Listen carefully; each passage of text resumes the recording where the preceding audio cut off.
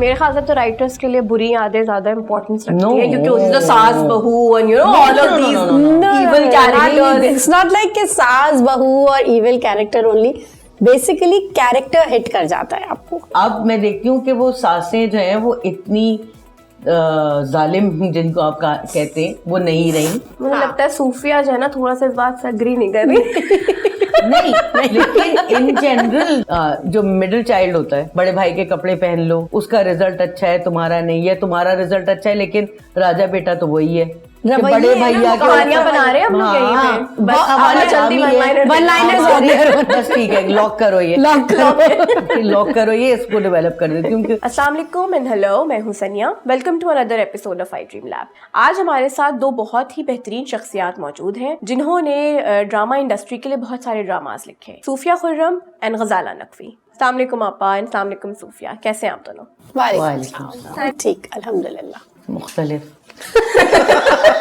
क्यों मुख्तलिफ कैसे आपा? लोग हमें समझते हैं कि हम मुख्तलिफ हैं. लोगों को लगता है राइटर्स कुछ सोसाइटी से एलियनेटेड कोई चीज होती है जो सोसाइटी को बाहर से देख रहे होते हैं. हालांकि वो सोसाइटी को ही इतना करीब से देख रहे होते हैं. इतना हम खिड़की के बाहर से नहीं देख रहे होते, हम खिड़की के अंदर से देख रहे होते हैं कि अंदर कितनी घुटन है और बाहर क्या है. इनफैक्ट जैसे मुझे लगता है कि मैं तो नॉर्मली भी अगर किसी से बात कर रही होती हूँ तो मुझे ऐसा लगता है कि कोई कहानी चलना शुरू हो गई है. राइटर्स में ये चीज होती है कि वो बहुत डीप ऑब्जर्वेंट होते हैं. So, राइटर बहुत सेंसिटिव भी होते हैं. होना बहुत जरूरी है. बहुत जरूरी है. आप बचपन से एक आपके मिजाज में होता है, तकरीबन 10-12 साल के हो तब आपको कोई पहली कहानी सूझती है ना कि हम कहानी कह सकते हैं.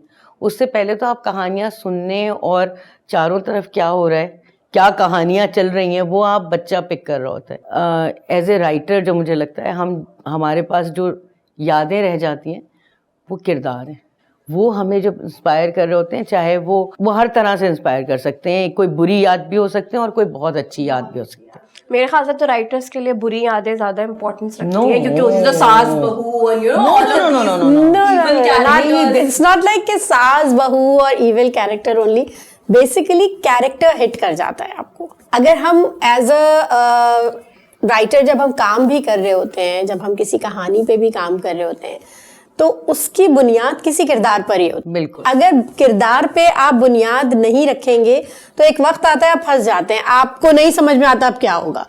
और जब किरदार होता है ना तो लिटरली वो किरदार आपको बताता है कि अब किधर जाना है. बहुत सारे लोग जो हैं वो प्रोटेगनिस्ट सोचते हैं, यानी पॉजिटिव कैरेक्टर सोचते हैं और उसकी कहानी बुनते हैं. क्योंकि चाहे आप सुना रहे हो, चाहे आपने नॉवेल लिखना हो या आप कोई स्क्रिप्ट लिख रहे हो किसी भी उसके लिए, फिल्म के लिए या ड्रामा लिख रहे हो, आपको सबसे पहले ये तय करना होता है आप कहानी कह किसकी रहे हैं. या कुछ कहानियां ऐसी होती हैं, सूफी अग्री करेगी, कि वो एंटैगनिस्ट पे बनती हैं. बिल्कुल. हाँ, क्योंकि वो इतना पावरफुल कैरेक्टर आपको हिट करता है कि ये वो जो आप कह रहे हो ना सास बहू, वो रिलेटेबल इसीलिए हुआ कि वही पर्सनालिटी, वही इंसान अपनी बेटी के साथ या अपने बच्चों के साथ इंतहाई मोहब्बत करने वाली माँ, इंतहाई केयरिंग माँ हो सकती है और वही इंतहाई तकलीफ सास हो सकती है. एक प्रोटैगनिस्ट एक एंटागनिस्ट कैसे बन सकता है? एक ही पर्सनालिटी में दोनों चीजें हैं. एक ही इंसान दो तरह से कैसे आपको. और तुम देखो अब जितने भी बड़े इस तरह के ड्रामे जिनको आप कह रहे हो सास बहू, उसमें माँ जो है वो अपनी बेटी के साथ मिलके कॉन्स्पायर कर रही होती है, कोई भी साजिश या वो कर रही होती है बहू के खिलाफ. बेटी के साथ वो बहुत अच्छी होती है. तो फिर वो ब्लैक और वाइट नहीं है, फिर हर कैरेक्टर ग्रे. हर रिश्ते की एक अपनी मोहब्बत और हर रिश्ते की एक अपनी गुंजाइश होती है. बिल्कुल. अब तो वैसे हमारे यहाँ शायद कि हमें लगता है क्योंकि हम शहरी लोग हैं ज़्यादा और शहर में चीज़ें जल्दी रिपोर्ट हो जाती हैं या लोग शायद माइंडसेट जल्दी बदल लेते हैं कि अब मैं देखती हूँ कि वो सासें जो हैं वो इतनी जालिम जिनको आप कहते हैं वो नहीं रही और बहुएं भी इतनी सबमिसिव नहीं रही. मुझे लगता है सूफिया जो है ना थोड़ा सा इस बात से एग्री नहीं कर रही। नहीं, लेकिन इन जनरल जो आपके मासेस की सोसाइटी है, जो आपके रूरल एरिया की सोसाइटी है, जहाँ पे बहू अभी भी डिपेंडेंट है उस पैसे पे जो उसका मियाँ ला रहा है, वो रह रही है उसी घर में जो कि उसके ससुर ने बनाया, तो फिर उनकी कहानियां और हैं। जैसे मैंने कल ही ना एक मीम देखी, एक छोटी सी वीडियो थी, I think it was an Indian video. इसके अंदर था कि ससुर के घर में रहना या सास ससुर ने जो घर बनाया है, आपको भले ही फ्री में रहने को मिल जाता है, लेकिन उसकी जो कॉस्ट है ना वो आपका मेंटल पीस है। एग्जैक्टली, मेंटल पीस है आपका, उसकी फ्री रहे फ्रीडम की कॉस्ट पे। बेसिक यही है ना कि हम जो बेसिक प्रॉब्लम है ना जिसकी वजह से हमारे लिए जन्म लेती हैं, वो ये है कि हम रिश्तों का बोझ बहुत डालते हैं, बहुत ज्यादा एक दूसरे पे। हम जैसे अब एक माँ की आप एग्जाम्पल ले लें, उसको डे 1 से बताया जाएगा तुम माँ हो तो तुम्हें तो रात को जागना ही है, तुम माँ हो तो कोई बात नहीं, तुम्हारा खाना ठंडा हो रहा है होने दो, तुम्हारी चाय ठंडी हो रही है होने दो, तुम्हारी नींद पूरी नहीं हो रही, इट्स ओके, तुम्हारी कोई सोशल लाइफ नहीं रही। हर रिश्ते में इंसान पहले इंसान है। हमें यही जो उतार चढ़ाव लोगों की जिंदगी में होता है, नजर आता है, जो वेरिएशंस नजर आती हैं कि आप वही औरत जो बहू को ये सब कह रही होती है कि भाई क्या मतलब, मैं तो नौकरी भी करती थी और मैं तो ये भी करती थी, तुमने बच्चा पैदा किया, इट्स नथिंग। और वही औरत अगले सीन में जाती है और बेटी से कहती है तुम्हारे शौहर, क्या मतलब, अच्छा तुम्हें नींद से जगा दिया नाश्ता बनाने के लिए, लो भाई एक अंडा डबल रोटी बनाने में क्या टाइम लगता है। तो ये आपकी अंदर, ये उस औरत की भी अपनी इनसिक्योरिटीज हैं, वो बेटी से वो बातें करती है जो उसको खुद मुहैया नहीं हुई। खत्म कैसे होगी? हिपोक्रेसी नहीं है, फिर ये बहुत नेचुरल है। ये वो है कि unconsciously you are doing this. हाँ, बहुत सारी चीजें, जैसे आप जब कहते हैं ना कि पोस्टमार्टम डिप्रेशन पे कोई बात नहीं करता, ये इतनी किसी के हिसाब से एग्जिस्ट ही नहीं करता। नहीं, अब बहुत सारे लोग अब मानते हैं, अब मानना शुरू हुए हैं, ठीक है ना, लेकिन लोगों को ये समझ में नहीं आता कि जो खासकर जो पहली बार फर्स्ट टाइम जो मदर बन रही है, उसके लिए हर चीज एक नया एक्सपीरियंस है। उसका बच्चा अगर रात में हर 1 घंटे के बाद जाग रहा है और वो जाग रही है और उसके बाद आप उससे एक्सपेक्ट कर रहे हैं कि वो दिन में भी पूरा काम करे, इट्स अनफेयर, ठीक है ना, इट्स अनफेयर। आप उसको 1 या 2 घंटे की नींद ऐसी लेने दें कि बच्चा अगर लंबी देर सो रहा है तो आप वो बच्चा रख लें अपने पास, ताकि वो कम से कम कुछ तो उसको रिलीफ हो। अब मुझे समझ में आता है कि रिवायतें क्यों कायम हुई हैं। पहले क्या होता था, बच्चा पैदा ननिहाल में हुआ, उसके बाद वो 1 हफ्ते के बाद वो एक रस्म होती थी जिसको छठी कहते थे, उसमें ननिहाल वाले आते हैं गिफ्ट विफ्ट लेके, और फिर वो उस बच्चे को और उस माँ को अपने पास ले जाते हैं और फिर वो 40 डेज वहाँ रहती है। वो था ही शायद इसलिए कि ये बहुत वीक है, इसका कंफर्ट जोन है इसकी माँ का घर, माँ ख्याल रख लेगी, ठीक है, माँ बहनें वो ख्याल रख लेंगी और ये अपने वो पोस्टमार्टम से, अपनी उस वीकनेस से उससे निकल जाएगी, बच्चे की भी नींद वगैरह। अब ये भी नहीं हो सकता ना, अब ये भी बहुत कम घरों में, क्योंकि अब ये रिवाज भी नहीं है।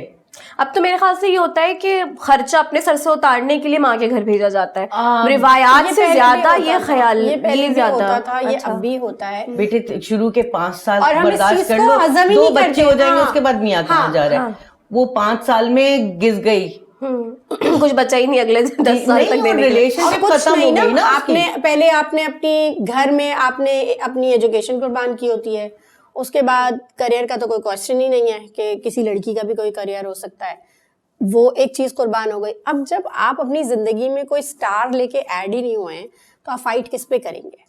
तो बेसिकली हमें जो करना चाहिए, हमारी बच्चियों को या लड़कियों को बहुत फोकस्ड होना चाहिए। मैं मेरे पास तो जो मेरी भांजियां हैं या बेटी, मैं उनसे कहती हूँ कि बेटा जिंदगी में जो सबसे इम्पोर्टेंट है ना वो तुम हो, तुम एग्जिस्ट करती हो, तुम सबसे इम्पोर्टेंट हो। उसके बाद तुम्हारा भाई अब्बा बहन सारे रिश्ते बाद में आते।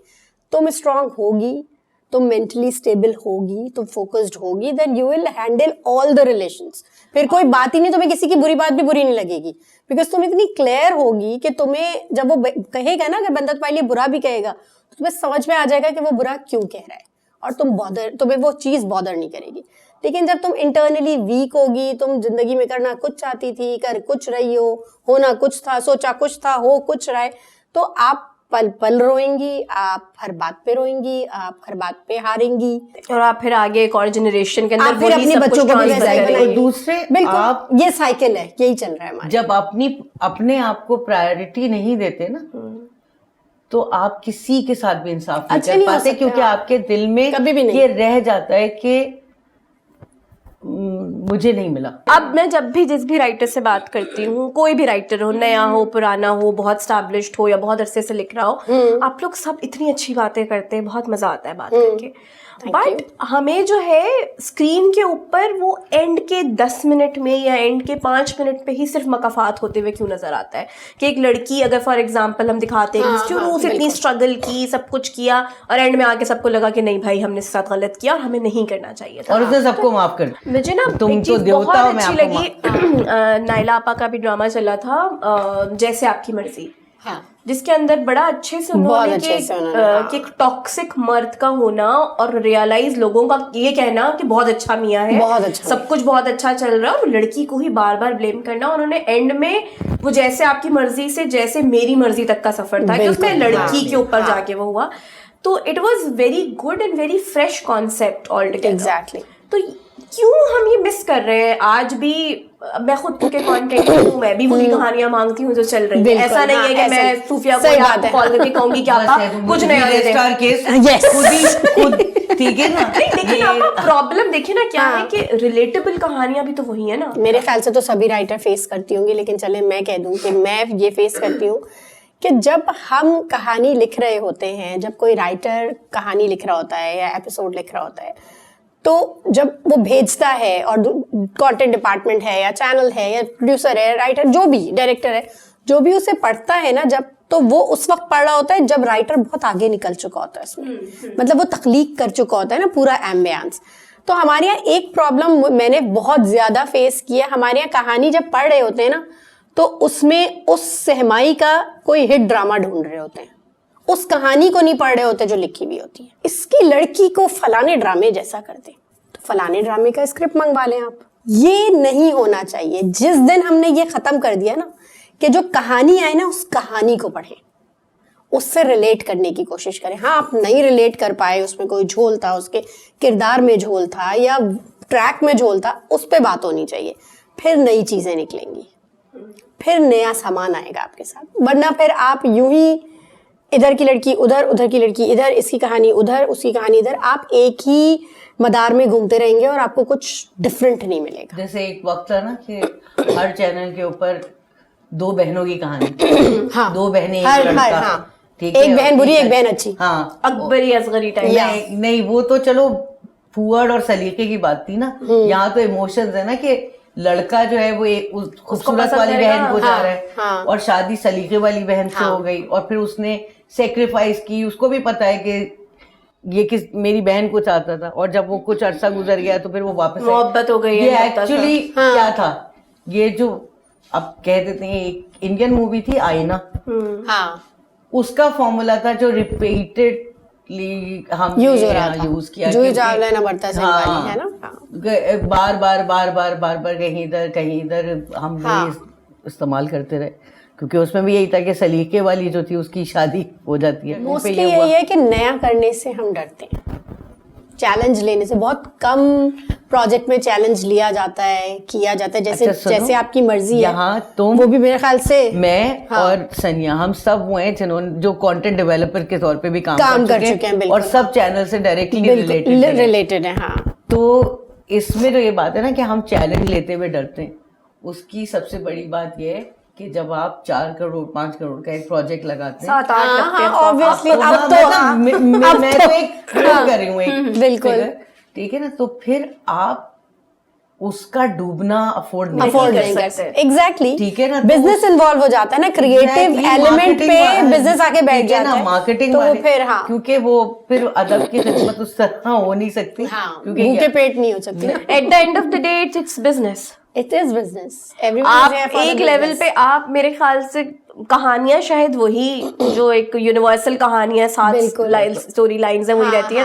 आप कैरेक्टराइजेशन उसके अंदर कुछ मुख्तलिफ कर सकते हैं, वहां आप शायद अदब की नहीं, और वैसे भी जो घोड़े पे आ रहा entertainment, था वो अब लैंड क्रूजर में आता है, बस ये गैजेट्स और चीजें चेंज, बिल्कुल, और एंटरटेनमेंट साइड पे तो वैसे भी मोहब्बत, रोमांस सब वही रहता है। एग्जैक्टली, क्योंकि obviously end of the day आपने उसको ऑनर करना है और पब्लिक को देना है, तो आपको और पब्लिक सुनाओ डिमांड सनिया, सास बहू के अलावा क्या लिखवाओगी तुम हमसे? जल्द आएगा, देखेंगे आप। बस फायजा को डायरेक्ट फोन मत कीजिएगा पूछने के लिए कि ये क्या तुम लिख रही हो। podcast पे होने हैं। नहीं, वो मुझे पता है फायजा क्या लिख रही है, मेरे ही घर रुकी थी जब वो मीटिंग हुई थी। चलो, अच्छा हाँ, हम मिले तो थे। आप मेरे ही घर आए जी, मिले थे। अब सूफिया को नहीं बताएंगे। नहीं, सास बहू भी लिख लें, सास बहू लिखने से मुझे तो एटलीस्ट कोई एतराज नहीं है, सास बहू लिखें। सबसे जो है हर घर की कहानी है, घर की कहानी जरूर लिखें। हाँ घर में सास बहू के अलावा भी बहुत किरदार है। बिल्कुल, हाँ। और उन सब की अपनी कहानियां है। क्या माँ बच्चे की कहानी में नहीं है? क्या माओ की और बच्चों की रिलेशनशिप्स की कहानी नहीं हो सकती? बिल्कुल बिल्कुल उसके अंदर मतलब एक बेटा आपने कैसा पाला, या एक बच्चा जो है वो जो मिडिल चाइल्ड होता है, जो कि हमारे यहाँ बहुत कॉमन है कि हम उस बच्चे को कहते हैं कि बड़े भाई के कपड़े पहन लो, बड़े भाई की किताबें वो कर लो, उसका रिजल्ट अच्छा है तुम्हारा नहीं है, तुम्हारा रिजल्ट अच्छा है लेकिन राजा बेटा तो वही है, क्योंकि वो फैमिली का पहला बच्चा है। और हम इस तरह से उस पे भी प्रेशराइज कर रहे होते हैं कि तुमने सबको संभालना है, सबको लेके नहीं, वो देखो ये एक दूसरी कहानी है। हाँ, ये एक दूसरी कहानी है कि रवैये बड़े भैया की कहानियां बना रहे हैं हम लोग यहीं पे। बस आना जल्दी वन-लाइनर्स बस ठीक है, लॉक करो ये, लॉक करो ये, इसको डेवलप कर देती हूँ। फिर एक साइकिल तो चलता अब है, मेरी चेन ऑफ ख्वाहिश है इवेंट्स कि हम इसको पॉडकास्ट से में शामिल ना करें और इसे हम इसको ड्रामा बना देंगे, हम इसे ड्रामा बना लें, लॉक कर लें, लॉक कर लें। बस डन है। नहीं, बिल्कुल जाहिर सी बात ये है, इसने घर किया की ही इसलिए, ये सब राइटर्स को बुला रही है, इसी में ही ये स्टोरी डेवलपिंग सेशन है और हर एक के फिर सनिया की कॉल आएगी, वो जो आपने बात की थी ना, उस पे एक वन लाइनर भेजिएगा, बिल्कुल उस पे एक वन लाइनर भेजिएगा, लेकिन लड़की ना उस वाले ड्रामे जैसी होनी चाहिए। कि लड़की वो जो सूफिया ने बताई थी वो वाली हो। मैं ऑनेस्ट, मेरा तो एक्सपीरियंस है, मुझसे कभी किसी राइटर डायरेक्टर ने, कभी किसी कंटेंट ने मुझे कभी, या तो पता नहीं वही बात के हमारा इमेज इतना खराब है कि हमारे मुंह नहीं लगते लोग, उन्होंने सोचा होगा बाद में करना, इनको नहीं कह सकते ये, तो वो जो है मुझसे कभी नहीं कहा कि आप इसको वैसा करते हैं, यूं इसको यूं कर दें। सूफिया ने हमारे साथ 3 प्रोजेक्ट्स किए हैं, बेटी, लोग क्या कहेंगे और राजेंद्र। तो कहीं से सूफिया को कहा गया होगा कि बेटी वाला वो कैरेक्टर जो है ना वो आपके मैंने बहुत सुना है। हाँ, ऐसा इवन सिर्फ ये नहीं कि चैनल्स पे बेटी वाला जो वो जो दादी सिर्फ चैनल्स पे नहीं, रैंडम भी, मेरी अगर कहीं पे भी बात होती है और अच्छा आप लिखती हैं, ओके क्या लिखा है जी बेटी, ओ माय गॉड वो दादी वाला, वैसा फिर क्यों नहीं लिखा? अब मुझे लगता है कि मैं कितनी ऐसी दादियों को दादियां बदनाम कर दूं। अब दादियां अच्छी भी होती हैं, लेकिन कुछ चीजें रह जाती हैं, शायद ऑडियंस के दिमाग में रह जाती हैं। जैसे लोग क्या कहेंगे में हमेशा मुझे जो फैसल कुरैशी बेस्ट कैरेक्टर था, वो उसकी बहुत तारीफ होती है, बहुत ज्यादा, क्योंकि वैसा मर्द नहीं देखा ना लोगों ने, इतना स्वीट, इतना अच्छा कि वो हर किसी से अच्छे से बात कर रहे हैं। और अगर ऐसे होते भी हैं तो हमारे यहाँ तो मर्दों को भी लेके एक बड़ा सेट सा फॉर्मूला है ना, जो तकलीफ बात है, अच्छे वाले पिस जाते हैं उसमें। ऐसा नहीं कि अच्छे मर्द नहीं है, या अच्छा बेटा नहीं होता, या अच्छा शौहर नहीं होता, सब होते हैं, लेकिन सूफिया मर्द तो बड़ी प्यारी चीज है। एग्जैक्टली एक मशहूर हमारे यहाँ का कॉल है अकवाले जरी कि मर्द तो बड़ी प्यारी चीज होता है। किसने कहा भाई? कौन कह रहे? वैसे ऑनेस्टली नहीं क्या honestly, अच्छे बाप, अच्छे भाई, अच्छे शौहर, बल्कि ये मैं तो एडमिट करूंगी कि भाई ये जो अभी के ये जो मिलेनियल्स हैं, ये जो हस्बैंड हैं, दे आर बेस्ट हस्बैंड। मैं मतलब जितना वो हाउ टू बैलेंस, और नहीं, और वो पेरेंटिंग में जिस तरह पैरेलल साथ होते हैं कि अच्छा हम ये कर दें, हम ये कर दें, हम डायपर वो चेंज करवा रहे हैं, बच्चा वो सुला रहे हैं, वो भी ऑफिस से वो क्या आ रहे हैं, लेकिन उनको ये पता है कि हाँ इस वक्त ये वीक है, इसको सोने की जरूरत है, तो वो बच्चा लेके बाहर आ गए। और या घर में बहुत सारे लोग और हैं। भी रीजन है जो हमारे जो ये चेंज अब नजर आता है ना लड़कों में या हस्बैंड्स में, वो बेसिकली अब इसलिए भी नजर आता है कि ये अवेयर हैं सिचुएशन से, ओवरऑल सराउंडिंग से, थोड़े ऑब्जर्वेंट ज्यादा हैं, और मेन चीज जो है ना कि ये चेंज को एक्सेप्ट करते हैं, क्योंकि यही चेंज है। चेंज को एक्सेप्ट करेगा ना वो फिर लाइफ को भी चेंज करेगा, लाइफ को मॉडिफाई करेगा। जब लाइफ को मॉडिफाई आप करेंगे तो फिर आपको लगेगा, फिर आप वे सोचते हैं ना कि मेरी जिंदगी कैसे बेहतर हो सकती है, मैं इस घर में रह रहा हूँ, ये घर कैसे बेहतर हो सकता है। तो फिर उसे लगता है कि हाँ मैं और वो 2 लोग मिलके अगर करेंगे तो हम अपने टारगेट्स जल्दी अचीव कर लेंगे। लेकिन जब उनकी मदर कुछ करती है ना, माँ कोई किसी फील्ड को परसू करे, किसी करियर को परसू कर रही है, कुछ अचीव कर रही है, बच्चे बहुत खुश होते हैं। ये चीज मैंने अपने बच्चों में देखी है, वो इतना एक्साइटेड हो जाते हैं कि अच्छा ये मामा ने किया, तो मुझे बहुत अच्छा लगता है। और यही चीज मुझे लगती है कि ये बहुत ही एक डिफरेंट बच्चों की तरफ से एक रवैया है कि माओ को जो हमारे यहाँ समझा जाता है, हमारे यहाँ बहुत नॉर्मली आप सुनेंगे घरेलू अम्माएं कहेंगी, बहुत फख्र होता है उन्हें इस बात पे, होना नहीं चाहिए, वो बड़े आराम से कहती है मैंने तुम्हारी परवरिश में खुद को मिटा दिया। मिटाना ही तो नहीं था, खुद को उभारना था। आपने मिटा दिया तो मिटना ही सिखाया। हाँ। कल को आपकी बेटी भी किसी के लिए खुद को मिटा देगी। यही चैलेंज तो आपको एक्सेप्ट करना है, तो फिर आपके घर से एक अच्छी नस्ल निकलेगी, जब वो बाहर जाएगी और कोई अच्छी निकलेगी, जब इंटरेक्शन होगा तभी तो सोसाइटी चेंज होगी। लेकिन मुझे एक सवाल आया, since you both are writers, कुछ अरसा पहले एक राइटर ने एक स्टेटमेंट दी थी, I won't take the name because that person is very close to me, काफी मेरी बहुत अच्छी दोस्ती है। तो उन्होंने कहा था कि जो ये डाइजेस्ट राइटर्स हैं, इन्होंने माशरे को भी और टीवी को भी बड़ा खराब किया, कुछ इसी तरह का स्टेटमेंट था, और ड्रामा को भी बड़ा खराब किया। तो like do you agree with it? Not at all. खवातीन का अदब यहाँ से नहीं शुरू हुआ, खवातीन का अदब तो बहुत पहले हमेशा से ज़ेबुन्निसा और जो रिसाले लिख रही हैं। हाँ, नहीं, हाँ, बिल्कुल लिख रही होंगी। एक वक्त नहीं लिखती थी, लिखते पढ़ना ही नहीं आता, लिखेंगे कहाँ। लेकिन जब उनको पढ़ना आया तो कुछ रिसाले ऐसे थे, और बहुत खूबसूरत रिसाले हुआ करते थे। एक का नाम ज़ेबुन्निसा था और एक का नाम था हूर।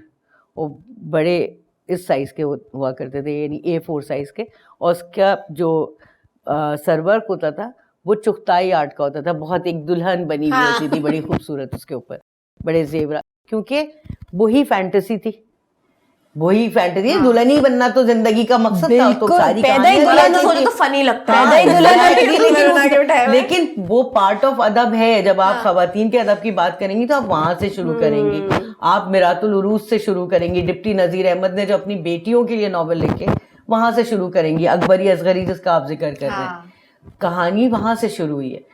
उसके बाद और वो अपने वक्त की बहुत आगे की कहानी थी, अकबरी असगरी, बहुत ज्यादा, ठीक है, वो उन्होंने, वो उस वक्त के लिहाज से बहुत रेवोल्यूशनरी आइडिया था। मैंने हर तरह की कहानी पढ़ी है, और मुझे पढ़ने का इतना शौक था कि मेरा ये हाल था कि तकरीबन अगर वो कोई दाल वाल उसके अंदर बंधी भी आई है ना, और उसके पीछे अखबार जहां का कोई सफा है वो भी पढ़ लो, ठीक है ना, उसमें कोई कहानी है तो वो भी पढ़ लो। हाँ, समोसे का अब उसके बाद हाँ बिल्कुल, उसके बाद आखिर तक ये हो रहा है कि ये तो आधा फट गया, अब क्या करें, शुमारा भी नहीं पता कौन सा है। सोच ली, क्योंकि वो एक बेचैनी होती है ना कि अच्छा तो उसको पूरा तो कर लेना, वो रहता है।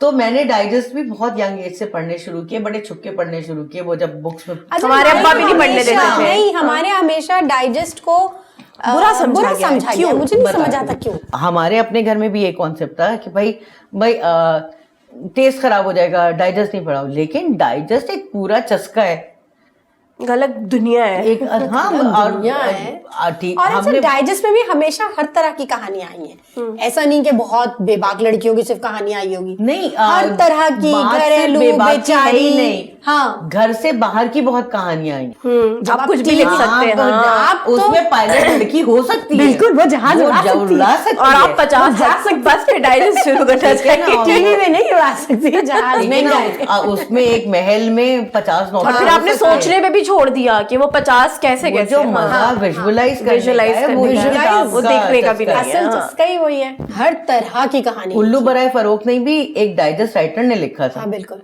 आपके अब वो एक बहुत संजीदा राइटर है, लेकिन उसने मासेस के लिए डाइजेस्ट में भी लिखा है।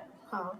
ठीक है, रांझा रांझा कर दी भी एक डाइजेस्ट राइटर ने लिखा है। बहुत बड़े बड़े प्रोजेक्ट्स ठीक है, और फाइजा ने तो बहुत बड़े बड़े प्रोजेक्ट्स बहुत किए। बड़े बड़े प्रोजेक्ट किए हैं, बहुत लोगों ने। ठीक है, और बहुत से ऐसे लोग हैं जो कि सिर्फ टीवी के लिए डायरेक्ट लिखने के लिए आए, और बहुत और ये जो तुम बात कह रही थी, मुझे उस पे एक याद आई। हम पीछे जाते हैं कि वो कहते हैं ना कि वो इस सहमाई का कोई मशहूर हिट ड्रामा तलाश कर रहे होते हैं। मैंने वो स्क्रिप्ट्स भी पढ़े हैं जब मैं हेड ऑफ कंटेंट थी, जिसमें राइटर ने रेफरेंस दिया हुआ है कि यहाँ पे कल होना हो की तरह वो मुस्कुराएगा। यहाँ बहुत ही सताई हुई है वो चैनल की, मैं बता रही हूँ आपको। नहीं वो था, नहीं, पुरानी बात हो गई है। मैं उसके साथ वो था नहीं। अच्छा था, बहुत सताया हुआ ठीक था। है, हाँ। और मतलब नहीं, मुझे लगता है कि बहुत पैम्पर्ड था। उसको किसी ने बताया नहीं कि ऐसे नहीं लिखते। ठीक है, अपने तक रखते हैं, उसे लिखते नहीं है। और उसके बाद रेफरेंसेस में ये लिखा हुआ है, बाकायदा मूवीज के नाम लिखे हुए, कैरेक्टर्स के नाम लिखे हुए, आसान कर दिया ना कि ये कैरेक्टर फला जैसा है। देखिए, डायरेक्टर के लिए आसान कर नहीं, आप फिर डायरेक्टर को अपना काम नहीं करना। ऐसी बात है ना कि कोई पेंटर जो है वो बहुत अच्छी मोनालिसा की प्रैक्टिस कर ले और बहुत बेहतरीन मोनालिसा बनाता हो, लेकिन फिर वो अपनी क्रिएटिविटी कुछ नहीं है, कॉपी है। कॉपी ना। हाँ, वो काम तो उसी का, डाविंची का ही कहलाएगा ना। आप किसी की भी बहुत खूबसूरत कॉपी बना लीजिए, तो वो कॉपी तो सना सफीनाज की भी 200 रुपए में, 1000 रुपए में बिक जाती है। अभी मैंने लेकिन होती थोड़ी है 1200 में मिल रहा।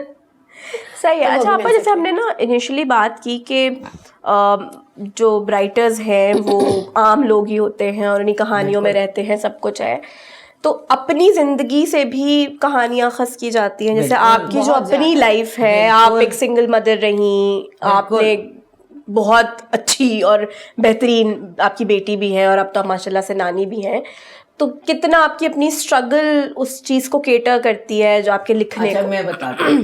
देखो, वो कहानी तो अभी कहीं ही नहीं है, क्योंकि हमारे पास अभी या शायद आपके अंदर वो हिम्मत या वो चाहिए होता है कि आप अपनी कहानी कहने वाली थी। फिर भी कहीं कहीं पोर्शंस जरूर लिए हैं मैंने उसके। झलक है, हाँ। नहीं, झलक नहीं, बाकायदा कॉन्शियसली उठा के पूरा मेन्यू क्रिएट किया है। देखने वालों ने पहचाना भी होगा कि ये हम है। ठीक है, नहीं और भी मार के जिंदा रहेगा। ऑन अ सीरियस नोट, जब मैंने लोग क्या कहेंगे लिखा था, तो उसमें जो पूरा कैरेक्टर था मीरब का और उसके शौहर की डेथ होना और फिर बच्चों के साथ पूरी, वो बहुत ज़्यादा पेनफुल था मेरे लिए, क्योंकि वो वाला फेस था कि आई री ट्रॉमेटाइज माई सेल्फ, लाइक, क्योंकि हम भी बहुत छोटे थे जब मेरे फादर की डेथ हुई। हम भी बहुत बड़े घर में रहते थे, बाबा गवर्नमेंट ऑफिसर थे, तो गवर्नमेंट जॉब का ख़त्म होना, गाड़ी का चले जाना, और पीछे से कोई जवान बेटा नहीं है कि बाप गया है तो वो कोटे पे पोजीशन मिल जाती है ना, कुछ नहीं, मतलब एंड ऑफ लाइफ के बंदा चला गया और बस अब खत्म। तो हमने ये सारी चीजें देखी थी। तो जब मैं वो सीन्स लिखती थी कि वो एक छोटे से फ्लैट में और उस बच्चे को लग रहा है कि बस यही 2 कमरे हैं, मतलब इसमें हम सब कैसे रहेंगे, तो वो सारी चीजें मुझे बहुत ज्यादा अजीब लगती थी। ऐसा लगता था कि मैं पीछे जाके अपनी जिंदगी देख रही हूँ, अम्मी की स्ट्रगल के मुट्ठी में, मतलब एक खुला खर्च करने वाली औरत के बिल्कुल मजे से राशन आ रहा है, ये आ रहा है, वो आ रहा है। अब उसके पास एक लिमिटेड सी पेंशन है और लिमिटेड सा अमाउंट है, उसमें फीस है, और हर बच्चे को, हम लोग माशाल्लाह 6 भाई बहन थे, तो सबको अलग अलग कन्विंस करना कि तुम अब इस स्कूल में नहीं पढ़ोगे, तुम अब इस स्कूल में पढ़ोगे, तुम अब यूं नहीं रहोगे, तुम अब यूं रहोगे। तो वो बहुत पेनफुल फेज था हमारी लाइफ का। और जब मैंने सेम वो चीजें लिखी, तो शायद इसीलिए वो कहानी मुझे अभी भी जब मैं कुछ लिख रही होती हूँ या जब कभी ऐसा फेज आता है कि नहीं समझ में आ रहा क्या लिखूं, मैं अपना स्क्रिप्ट पढ़ती हूँ, मुझे स्टिल उस स्क्रिप्ट से लगता है जैसे एनर्जी कुछ मिलता है। वो पढ़ो तो ऐसा लगता है कि हाँ, या तो आपको एक बूस्ट मिलता है कि नहीं, यू कैन डू इट, कि एक आप इस वक्त से निकल के यहाँ तक पहुंचे हो, तो होता है, आप नजर आ जाते हो, आप खुद अनकॉन्शियसली या कॉन्शियसली आपका जो किरदार है, जो आपकी लाइफ है, कहीं ना कहीं झलकने लगती है कहानियों में, आप नजर आने लगते हो। कहानी सुनाते हुए भी जो मैं कहूंगी कि जो कॉन्फ्लिक्ट आता है ना, जब आप कहानी सुना रहे हैं और सामने वाले को सुना रहे होते हो, तो वो कहीं ना कहीं यही कॉन्फ्लिक्ट होता है, क्योंकि वो उस कहानी को शायद आप फील अलग तरीके से कर रहे होते हो। तो आपने अपनी कहानी जितना भी कभी इस्तेमाल किया? मैंने अपनी कहानी, हाँ, एक जगह एक पूरा ट्रैक मैंने किया। मैं मेंशन इसलिए नहीं करूंगी कि फिर वो बहुत ऑब्वियस हो जाएगा। और कहीं कहीं जो जैसे ये कह रही, आप अपनी कहानी तो कहते ही हैं, बाज़ औक़ात आप अपने कैरेक्टर्स के साथ इतना इन्वॉल्व हो जाते हैं। मैं एक लाइट मूड सोप लिख रही थी और उसमें एक सिचुएशन ऐसी आई है, मैं वो सफ़ा भीग गया था कि मैं उसमें रोए जा रही थी और मुझे डायरेक्टर ने बाद में कहा कि भाई ये तुमने क्या लिख दिया था, ये इस सीन पर सब रोए, यानी एक्टर्स रोए हैं बाकायदा। अच्छा, वो एक तकलीफदेह चीज़ थी, वो शायद मैंने इसलिए रिलेट कर लिया। वो ये था कि एक सिंगल पेरेंट माँ 2 बच्चे पालती है और उसकी बेटी रुखसत होके जाती है, एंड दैट वाज कराची का वो वाला टाइम जब क्रॉस फायरिंग होती थी, तो दुल्हन हिट हो जाती है। अब वो अगले दिन सुबह में इंतजार कर रहे हैं कि हम नाश्ता लेके जाएंगे, एंड दे आर कॉलिंग के बेटी के पास, हाँ, कि वो तो फोन कोई नहीं उठा रहा, हाँ, ठीक है। और पता ये चलता है कि घर पे एम्बुलेंस आ जाती है डेड बॉडी लेके, क्योंकि दुल्हन जाते हुए हिट हुई है और वो बारात वाले वो सारे they just rush to the hospital, और उन्होंने पूरी रात वहां गुजारी है और सिग्नल्स कुछ नहीं मिल रहे थे, क्या जो भी इशू था। और सुबह में जिस वक्त नाश्ते की तैयारी हो रही है, उस वक्त वो दुल्हन एम्बुलेंस में आई है। और उसके बाद जिस तरह माँ रो रही है, जिस तरह भाई रो रहा है, वो मैं सिर्फ जब वो उसकी माँ की कैफियत लिख रही थी, तो मेरा अपना दिल ऐसा लगा जैसे किसी ने पकड़ लिया कि बेटी की माँ तो मैं भी हूँ। और सही बात है। और तो वो कुछ इतना शायद उससे निकल के आया कि वो औरों ने भी फील किया, और वो वहाँ जो कैरेक्टर कर रही थी माँ का, वो भी बहुत रोई। तो मुझे उन्होंने बताया कि भाई हमें रोकनी पड़े सीन, क्योंकि वो इतनी डिप्रेस हो गई थी, वो रोना शुरू हो गई थी। तो कभी कभी कुछ चीजें ऐसी भी होती हैं जो जरूरी नहीं है कि आपकी लाइफ में हुई हो, मगर उस कैरेक्टर के साथ बहुत कनेक्टेड होते हैं ना, आप उस कैरेक्टर के साथ। अच्छा, अब मैं ना आप लोगों के लिए 4-5 ड्रामास के नाम लूंगी, आपने राइटर्स गेस करने और मुझे उन राइटर्स के बारे में कुछ बताने, दोनों ने इंडिविजुअली। नाम आप लोग दोनों साथ मिलके बता सकते हैं। तो सबका बड़ा फेमस ड्रामा मेरे पास तुम हो, किसने लिखा था? खलील साहब ने लिखा, खलील रहमान कमर। तो कैसे हैं खलील साहब, कुछ बताएं उनके बारे में, your thoughts about him as a writer, as a writer, as a person, as a person with me he is a very gentleman। मेरे साथ तो बड़ी मोहब्बत से, बड़े इज्जत से हमेशा पेश आए हैं, और मैं खुद भी उनके साथ एक रवैया होता है जो एक सीनियर एक जूनियर का हो सकता है। ये एक कमाल है उनका कि उनका लिखा लोगों को पसंद आता है। खलील साहब का बेसिकली जो है ना, खलील साहब के किरदार और उनकी जो डायलॉग्स हैं वो बहुत कैची होते हैं, वो आपको लिटरली हिट करते हैं। तो यही शायद उनका यूनिक पॉइंट है। और ऑब्वियसली जो बेसिक शायद एक राइटर की जो क्या कहेंगे, जो वेपन है ना उसका, वो है कि वो कहानी सुनाता कैसे है। खलील साहब कहानी तो बनाते ही खूबसूरत है, लेकिन जो उनको बाकी राइटर्स से ज़रा मुतफरिद करते हैं ना, क्योंकि वो उन्होंने फिल्म पहले की है, तो उनको जुमला बड़ा करना आता है। उनके जुमले हिट होते हैं। हमारे यहाँ पीटीवी के बाद से सदियां गुजर गई, हमारे पास जुमले नहीं होते। वो जुमला बड़ा कर देते हैं, और वो चाहे किसी के मुंह से अदा हो रहा। अगला कुद्दूसी साहब की बेवा, फसी बारी खान। फसी बारी खान भाई, कुद्दूसी साहब की बेवा में जितने कैरेक्टर जो जुबान उसने लिखवा दिए, वो तो अब हमारे यहाँ तो मतरूक है। ठीक है, अगर वो कोई और राइटर लिखने की कोशिश करे तो वो स्क्रिप्ट उसके मुंह पे मार दिया जाता है कि नहीं भाई इतनी पुरानी उर्दू मत लेके, अभी कोई मुहावरा नहीं समझता। नहीं, आप नहीं समझते। यस, ये आपकी कमजोरी है कि आप नहीं समझते।